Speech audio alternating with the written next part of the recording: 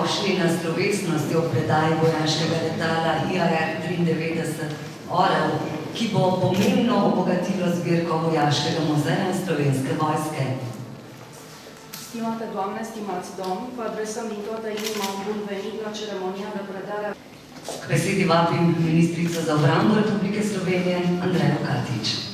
Hvala za besedo. Spoštovani župan občine Pivka, kolega minister za narodno obrambo Romunije, člani romunske delegacije, ljubitelji vojaške zgodovine, dame in gospodje. Stimate domnule primar al orașului Pivka, stimate domnule coleg ministru al apărării Mircea Dușa, stimați prieteni ai armatei, doamnelor și domnilor. V veliko čast in zadovoljstvo mi je, da vas lahko danes tukaj v Parku vojaške zgodovine Pivka pozdravim v tako lepem številu. Sklepno dejanje prihoda vojaškega letala IAR-93 Orel s taktično številko 206 v Republiko Slovenijo je pomemben mednarodni vojaško-zgodovinski in kulturni dogodek, ki si zasluži vso našo pozornost. Danes je tu med nami zagotovo prisotno zavedanje, da si vizionarji in izumitelji že od nekdaj delijo iste sanje, leteti in si modro nebo deliti s pticami.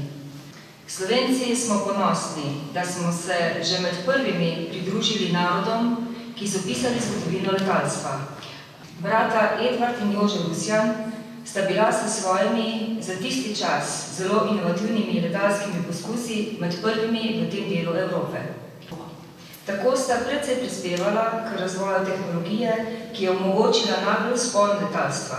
Od pionirskih let je minilo nekaj več kot stoletje.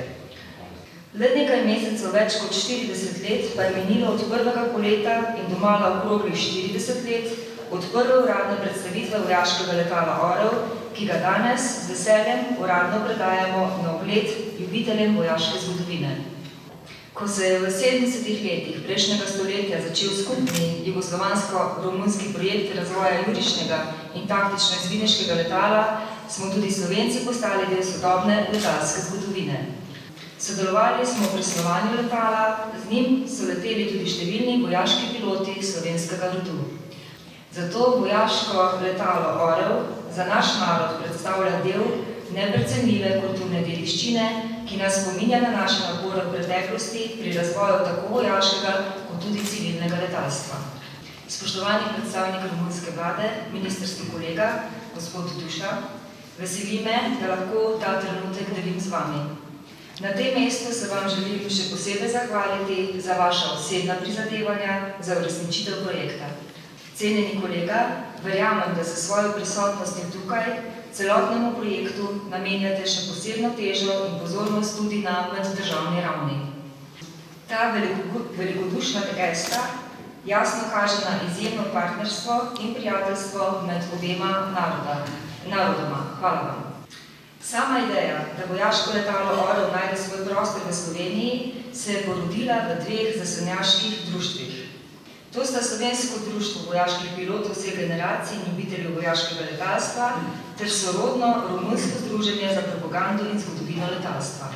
Izjemni napori obeh društev, poslovnega kluba Triglav Karpati ter nenazadnje tudi občine Pivka in Parka vojaške zgodovine so nas pripeljali na to mesto. Kot rezultat vseh teh prizadevanj je zbirka vojaškega letalstva in zračne obrambe v Vojaškem muzeju Slovenske vojske danes obogatena z letalom Orel.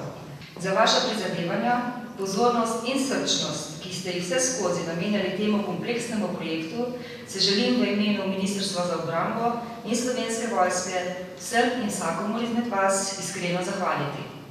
Posamezniki in društva tako na najboljši možni način udejanjate odlično sodelovanje med državama na obrambnem in vojaškem področju.